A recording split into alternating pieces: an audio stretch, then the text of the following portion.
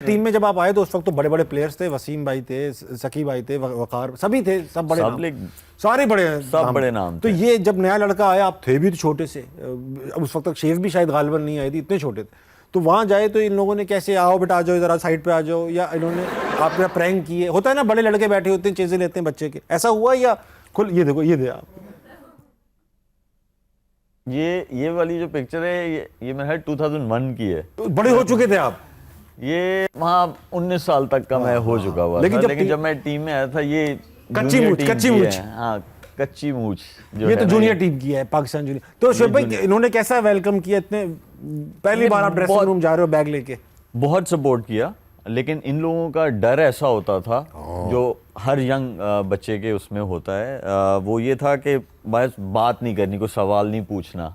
तो मेरा खुद से था ये करने नहीं देते थे? नहीं ऐसा नहीं था, वो बिल्कुल दे वर वेरी सपोर्टिव। ठीक है। और मेरे से जो पिछला बैच था जिसमें सकलैन भाई आते थे, यूसुफ भाई आते थे, अजहर भाई, शोएब भाई, ये सारे लोग जो थे, तो उनके साथ भी उन्होंने बहुत उनको प्लेयर बनाया, उनको चांसेस दिए। तो हमारे साथ जब मैं आया, मैं था, इमरान नज़ीर था, हमारे साथ बिल्कुल जो था ऐसे ही रवैया था उनका। कोई प्रैंक ही नहीं किया?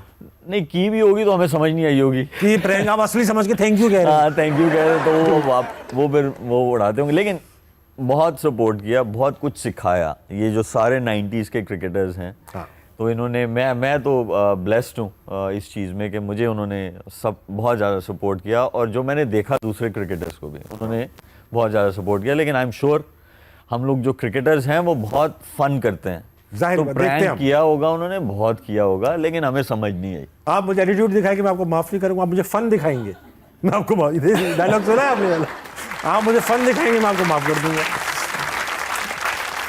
अच्छा मैं ये पूछना चाह रहा था, लेकिन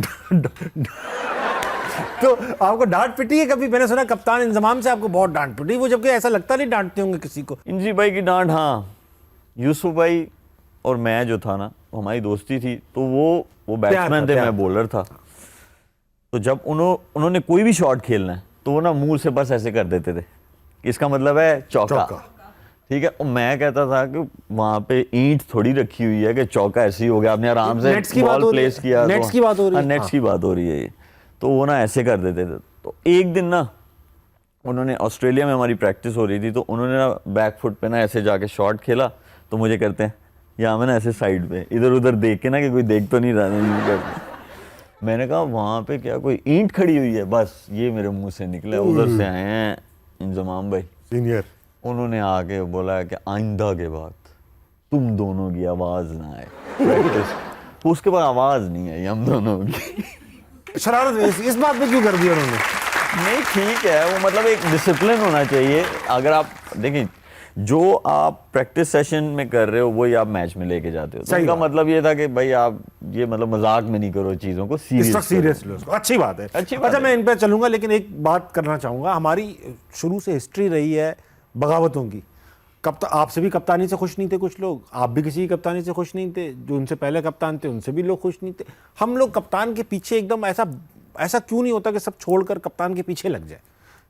मुझे कोई एक ऐसा घर बताएं जहां बहन भाई एक दूसरे के अगेंस्ट नहीं है आजकल। नहीं, टीम का कंपैरिजन करेंगे तो इंडिया में नहीं होता, खबर नहीं आती, साउथ अफ्रीका में ऐसी खबर, ऑस्ट्रेलिया में ऐसी खबर नहीं आती, हमारे यहाँ बहुत आती है, लगातार आती है, इसलिए सवाल हम लोग खबर बाहर निकालते हैं, उनके यहाँ भी होता होगा, हर जगह है, लेकिन कप्तान हटते नहीं इस बगावतों की वजह से, कस्में खा ली हैं, सिस्टम स्ट्रांग है उनके, सिस्टम स्ट्रांग है उनके, और वो अगर किसी को कैप्टन बनाते हैं या उसे ग्रूम करते हैं तो वो उसमें देखते हैं, एबिलिटी देखते हैं कि लीडरशिप स्किल्स हैं इसमें, तब हम इसको ग्रूम करेंगे। तो हम इसकी वो वाली एलिमेंट को जो है ज्यादा देखेंगे as compare to his performances. Performance पे थोड़ा सा कंप्रोमाइज कर जाना चाहिए, इसमें लीडरशिप स्किल्स हों, लेकिन उसकी लीडरशिप पे नहीं करना चाहिए। तो हमारे यहाँ पे और बहुत ज्यादा चेंजेस होती हैं, रैपिड बोर्ड में, कभी इधर, हर जगह होती हैं, प्लेयर्स में होती हैं, सिलेक्शन कमेटी में होती हैं, बोर्ड में होती है, हर जगह चेंजेस है। जहाँ बहुत ज्यादा चेंजेस होगी वहाँ कभी कंसिस्टेंट रिजल्ट नहीं आ सकता। आप बात ठीक कह रहे हैं। ऐसा होता होगा कि जब बोर्ड चेंज होता होगा तो वो किसी के साथ लग जाता, भाई तुम जरा देख लो टीम में, तो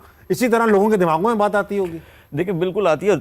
मुझे अगर एक सपोर्टिंग स्टाफ है, अंडर 13 या अंडर 15 या अंडर 17 अंडर 19 किसी के साथ भी लगा हुआ है, अगर वो डिफरेंट लोगों ने ही उन बच्चों के साथ काम करना है, तो बच्चों को कोच बैठे हुए हैं, आप क्या सिखाओगे? जाहिर बात है, अगर आपकी जगह कोई नया कोच आएगा परसों, तो वो इन बच्चों के साथ जो आपने हार्डवर्क किया हुआ है 6 महीने से, वो तो ज़ाया हो जाएगा। तो इसी तरह होता है चीज़ें। जब एक सपोर्टिंग स्टाफ लगा है, उसको फिर रहना चाहिए उनके साथ। सही बात। और प्लेयर्स प्रोफाइलिंग होती है। ठीक है। तो प्लेयर्स प्रोफाइलिंग वो एक कोच करेगा तो ज्यादा अच्छी आएगी, या 4 कोचेस करेंगे तो वो तो अपना माइंडसेट ले आएंगे सारे। सही बात, बिल्कुल ठीक बात है। एक ही लोग जो हैं वो लगे होने चाहिए आपके किसी भी बैच के साथ, तो आपको रिजल्ट बेहतर मिल सकते हैं, आपको कंसिस्टेंसी आ सकती है। और ओवरनाइट कहाँ आप रिजल्ट मिलेंगे आपको? ये थोड़ी है कि आप पत्ती डालो, दूध डालो, चाय रेडी कर लो। कहीं से शुरू करना है ना, वो भी तो शुरू नहीं हो पाता कभी। हर कोई उस पे करता है कि आगे यार अभी रिजल्ट दे दूं 2-4 दिन में। लेकिन आपके साथ भी हुआ, 2007 का वर्ल्ड कप फाइनल में पहुंचाया, फिर 2009 में आपकी कैप्टनसी चली गई, उसमें आप वर्ल्ड कप में फाइनल में नहीं थे, फाइनल में थे, कप्तान नहीं थे। तो ऐसा कैसे हो सकता है कि एक फाइनल में पहुंचाने वाला कप्तान अगले वर्ल्ड कप में कप्तान ना हो?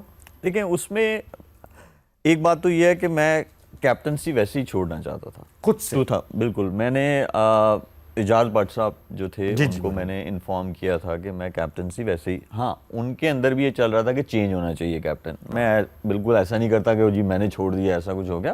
उनके माइंड में भी ऐसा था कि वो भी चेंज करना चाहते थे। तो we were on the same page कि मैं कैप्टनसी छोड़ना चाहता हूँ और वो चेंज करना चाहते हैं। एक तो ये है कि मेरी गलती थी। आई विश कि मेरे कोई अच्छे एडवाइज़र उस वक्त होते जो मुझे 2007 में जब मिली थी, वो मुझे कहते कि इससे दूर रहो, तो मैं उससे दूर रहता। मुझे नहीं करनी थी कैप्टनसी। मुझे 2009 में ऑस्ट्रेलियन सीरीज़ के बाद फिर से भट्ट साहब ने ही ऑफ़र की थी कि मैं तुम्हें 1 साल का वो कैप्टन बना रहा हूँ 1 साल के लिए। तो मैंने कहा नहीं, मुझे ये नहीं चाहिए, मुझे इस तरफ आना ही नहीं है। और आपने देखा हो कि उसके बाद से मैं इस तरफ आया ही नहीं। मुझे कैप्टनसी चिक नहीं, मैं इसको ये बोलूँगा कि मैं और भी बेहतर कर सकता था टीम के लिए, और भी मेरी परफॉर्मेंसेस अच्छी आ सकती थी। मेरा माइंड जो था वो 2 जगह पे चला गया। और देखिए, हम इस कल्चर से हैं कि आप सबको खुश नहीं रख सकते। बेशक। और अगर जानबूझ के भी खुश नहीं रहेंगे, ठीक है, कल्चर ऐसा है आपका। मैं उसमें नहीं जाता क्योंकि मैं कंट्रोल नहीं कर सकता। लेकिन है तो ना, हकीकत है ना, बिल्कुल है। कुछ लोग जिद में नहीं खुश होते। हम लोग नहीं खुश हो सकते।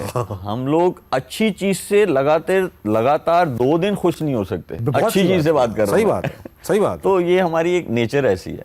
तो मैं दूर रहता तो और भी अच्छा हो सकता था। मैं पाकिस्तान टीम के लिए और भी बेहतर कर सकता था। तो ये एक ऐसा वो चीज थी कि और दोबारा मिलेगी नहीं, अगर दोबारा वापस टाइम में जाएंगे नहीं लेंगे। मैं कभी भी नहीं। मैं तो 2007 में आई विश आ जाए, मैं उस वक्त भी जो है वो उस चीज़ को वो कर दूं। और दूसरा एक चीज़ ये ज़रूर, जब आपने बहुत अच्छा सवाल पूछा, तो मैं एक चीज़ ये ज़रूर बताना चाहूँगा कि हमारे जो अच्छा परफॉर्मर होता है वो अच्छा कैप्टन नहीं हो सकता। ये बात बहुत रेयर है, दुनिया ने देखी है। बहुत रेयर है। नहीं, दुनिया में भी ऐसा हुआ है, ब्रायन लारा, बिल्कुल ये बड़े ऐसे। तो हमें वो नहीं करना चाहिए। हमें लीडर को डेवलप करना चाहिए, उसे ग्रूम करना चाहिए, और वो ग्रास रूट लेवल से करना चाहिए। आइडेंटिफाई करना चाहिए कि ये हमारा पूल ऑफ प्लेयर्स जो है 150 है, चलो इसमें 25 बंदे हैं, उनमें लीडरशिप स्किल है, उनमें नजर रखो, ग्रूम करो। बहुत सही बात। अच्छा भाई, ऑडियंस पे चलेंगे, मगर एक सवाल 2007 का वर्ल्ड कप, क्योंकि हम सब टीवी पे देख रहे थे, आप सब भी देख रहे होंगे। हालांकि पूरा मैच मिसबा भाई ने बनाया, आखिर तक लेकर गए उसको।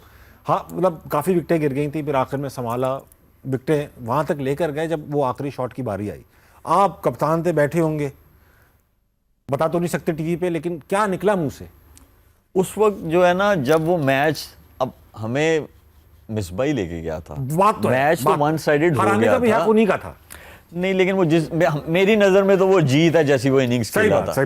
मैं मतलब कोई भी उसकी जगह पे दुनिया का कोई सा भी बैटर खेल रहा होता, तो मेरे नजदीक वो जिस जगह पे वो मैच ले गया था, वो किसी के लिए भी लेके जाना बहुत मुश्किल था। सही बात। तो मेरे लिए तो वो जीत ही है, वो इनिंग्स। ठीक है, वो ट्रॉफी नहीं मिली, एक अफसोस है। और वो अफसोस ऐसा है कि जैसे कोई बहुत क्लोज आपका किसी की डेथ हो जाए ना। बहुत सही बात। हाँ, तो मतलब ऐसा अफसोस। उस वक्त क्या हुआ था वो भाई? अब मार दिया हवा में, आप बैठे हो देख रहे हो, और निकला क्या मुंह से? वही निकला जो हम एक्सपेक्ट कर रहे हैं। वो इतने बड़े छक्के मार रहा था उस टाइम पे, उस वक्त भी निकल रहा था। तो मतलब ये वाला शॉट मार दिया उसने। आपने कहा तो होगा। अच्छा होता है कभी कभी ना, आप ऐसे जोक्स को इग्नोर मारो, फिर अगला नहीं करता दोबारा, तो इसलिए इग्नोर मारो आप भी यार। तो ठीक है। तो ना वो बस फिर एक तो हम लोग सब लोग दरूद शरीफ पढ़ रहे थे, ओए होए, फिर तो वो मैच वहाँ ले गया। अब तो जाहिर बात है दरूद शरीफ पढ़ने के बाद कोई बुरी चीज़ तो नहीं मुंह से निकलेगी जब उसने वो वाला शॉट खेला। निकली तो अच्छी भी नहीं होगी, लेकिन बात ये है कि अफसोस हुआ होगा यार बहुत, हम सभी दुआएं कर रहे थे अल्लाह मियां, अल्लाह मियां, अल्लाह मियां।